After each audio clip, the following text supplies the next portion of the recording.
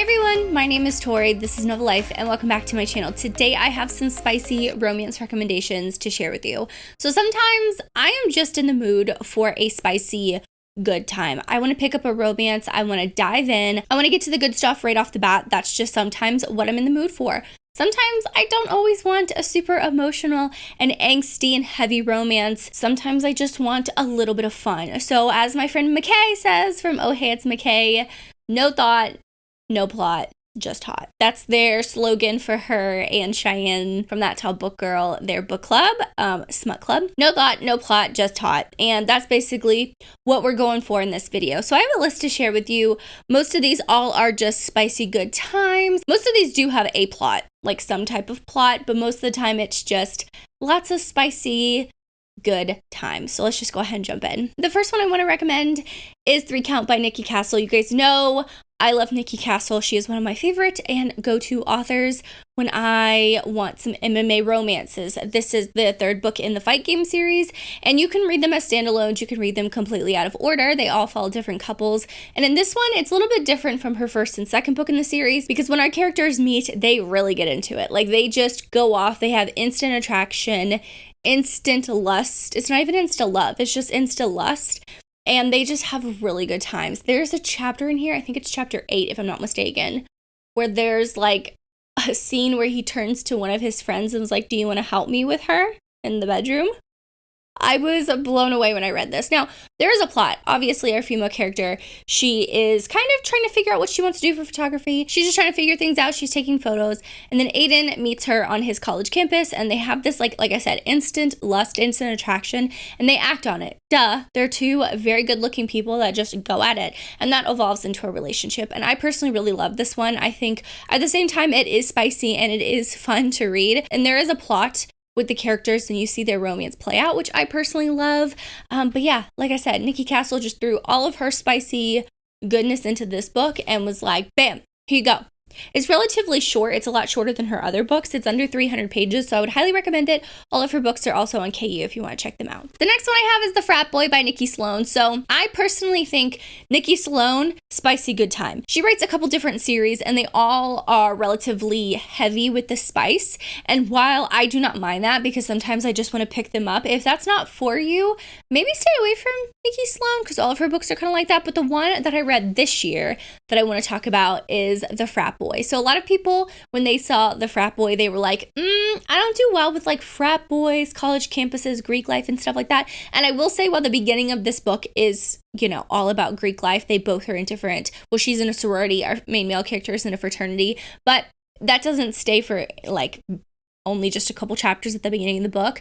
They are both kicked out of their sorority and fraternities for reasons that you find out. And they're both looking for a place to live and a job.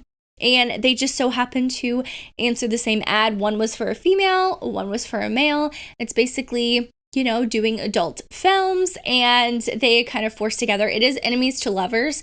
They really, really hate each other, but they throw that into their scenes, which is always nice. So if you're looking for one of those books where it's spicy, it's fun, relatively quick, this one is also for you. I personally loved the chemistry between the characters. Like when they're in scenes, they try to keep their feelings separate, but they really lean in towards that physical attraction that they have towards each other.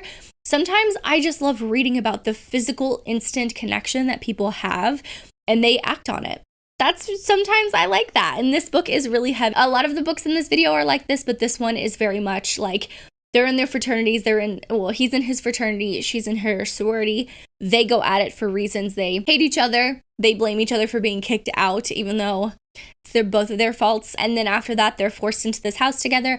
The couple who runs this company, this adult film company, is also really, really cool. Like, they play a decent part in it. Now, this is part of the Nashville Neighbors series. You can read them as standalones, but you do see some of the characters from the other books.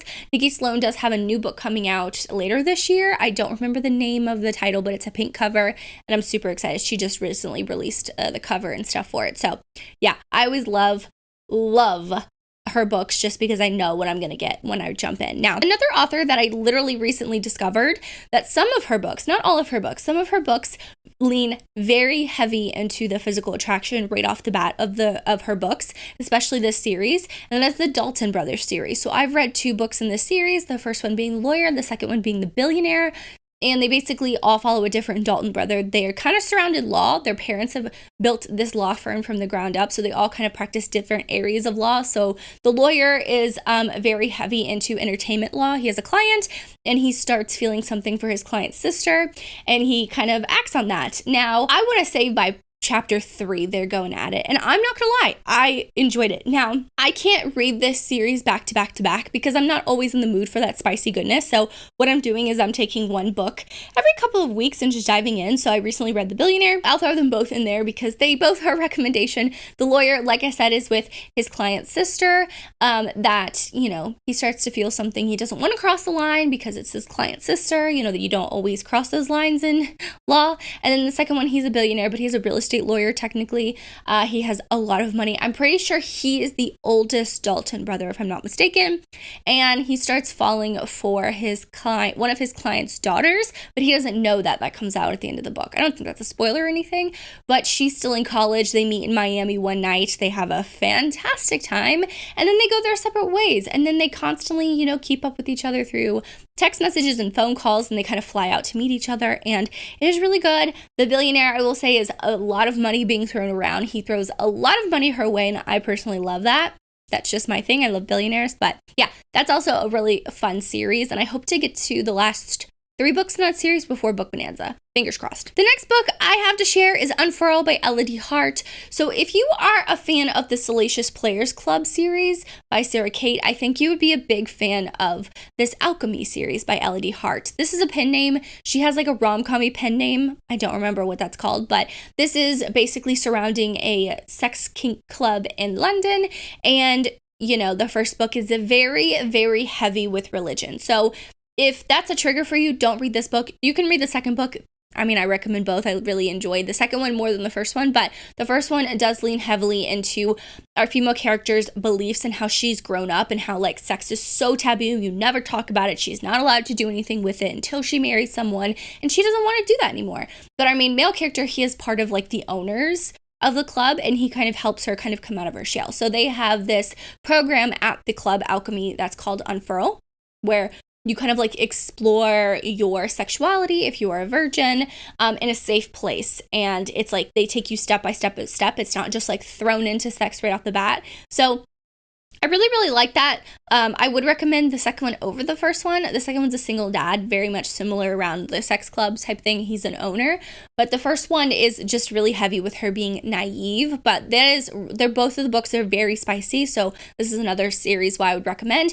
The second book leads a little bit more heavy with the emotions, but the first one is really fun. It was a good, solid read. One that I would recommend to people, just not my favorite in the series, but it was a solid read. The next book I have to share with you is one that I've been talking about for a while, and that's Tempt by Melanie Harlow. So I will say this is one of the books that has a lot more plot than some of the other ones that I mentioned, but it starts off with a one-night stand. Our female character, you see her plane is grounded for the night. She can't catch a flight until the next night, so she books another stay at the hotel. She books another night at the hotel she's staying at. She decides, why not? It's 9 o'clock at night. Instead of being in bed like I normally am, I'm gonna go down to the hotel bar. And while she's down there, she meets our main male character, Zach, and they kind of have this like really nice time. He makes her feel, you know, self-confident and special and stuff like that. And she's stepping out of her comfort zone. They go up, have a one-night stand, and then the next morning they fly their separate ways. They go their separate ways. She goes home to plan her ex-boyfriend's wedding. They're all on good terms.